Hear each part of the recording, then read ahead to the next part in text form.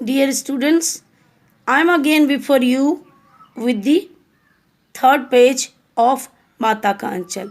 मैं माता का अंचल पाठ के तीसरे पेज के साथ पुनः आपके सामने हूँ। इसमें अब हम देखते हैं कि बालक भोलानाथ और उसकी मित्र मंडली बचपन में क्या क्या खेल तमाशे करते।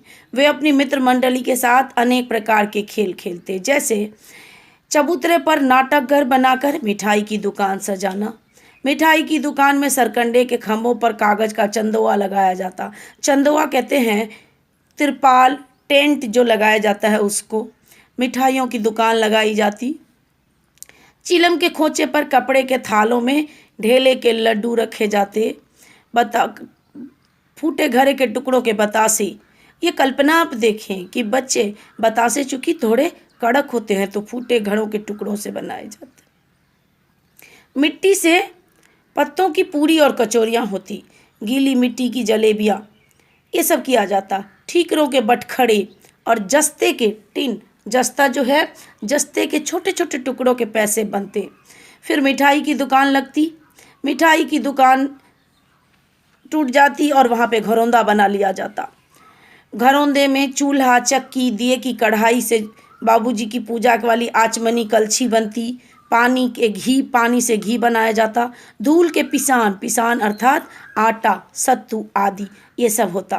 बारात निकालना, खेती करना, हर खेल में भोलानाथ के पिता शामिल होकर बच्चों से छेड़छाड़ करते और जिससे वे शर्मा कर भाग जाते। भोज होता, सभी बैठते भोजन करने और अंत में पिताजी भी बैठ जाते जिमने के लिए और बच्चे भाग जाते। बारात निकाली जाती जिसमें अमोले आम के छोटे से पौधे को उखाड़कर उससे सहनाई बनाई जाती।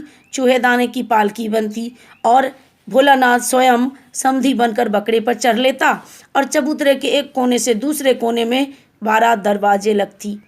आंगन में विवाह संपन्न होता। कुल्हिए का कलसा रखा जाता और जब दुल्हन को आहार टांग कर लाया जाता छोटी सी खटोली पे, छोटे खाट को खटोली कहते हैं, तो बाबूजी जैसे ही दुल्हन का मुंह देखने आते सारे बच्चे भाग जाते और ये खेल खत्म हो जाता। फिर खेती की जाती। चबूतरे के छोर पर घिरनी, उसके नीचे की गली में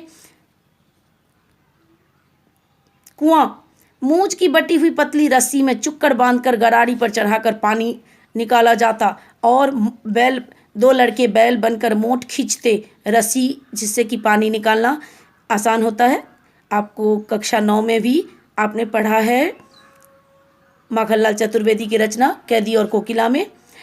कंकड़ बीज बन जाते, ठेंगा हल जुआठा बन जाता और बड़ी मेहनत से फसल तैयार होती और उसके बाद बच्चे लोकोक्ति कथन बोलते हुए कहते हैं, ऊंच नीच में बई कियारी, जो उपजी सो भई हमारी।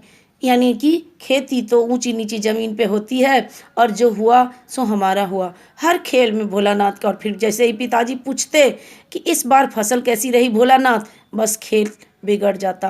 और ऐसे ऐसे नाटक बच्चे सदैव खेला करते। बटोही भी कुछ देर खड़े होकर उनका तमाशा देख लेते थे। आप लोग 2 प्रश्न लिखें। पहला कि माँ